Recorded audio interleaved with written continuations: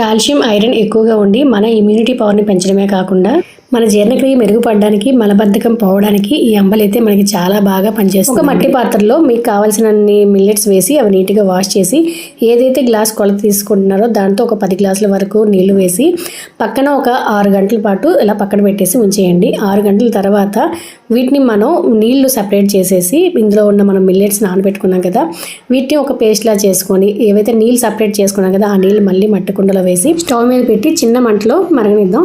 ఇది ఇలా కాగుతున్నప్పుడు సిమ్లోనే ఉంచండి. మనం మిక్సీ చేసుకున్న ఈ మిల్లెట్ పేస్ట్ని చిన్న దారలా వేసి కలుపుతూనే ఉండండి, లేదంటే ఉండలు కడుతుంది అనమాట. ఇది బాగా ఉడికిన తర్వాత పక్కన పెట్టేసి చల్లగా అయిన తర్వాత ఒక కాటన్ వైట్ క్లాత్ తీసుకొని ఈ కుండ చుట్టూ కూడా కట్టేసి పక్కన పెట్టేయండి. దీన్ని ఒక 6-7 గంటల పాటు పక్కన పెట్టేస్తే చక్కగా ఫర్మేట్ అవుతుంది అనమాట. ఈ అంబలి ఫుల్ డీటెయిల్ వీడియో 2 విధాలుగా చేశాను, అది మన యూట్యూబ్ ఛానల్లో ఉంది. ఎవరైనా చూడకపోతే చూడండి. తర్వాత మీకు నచ్చినట్టే మజ్జిగ, సాల్ట్ వేసుకొని తాగేయండి. నచ్చితే లైక్ చేయండి.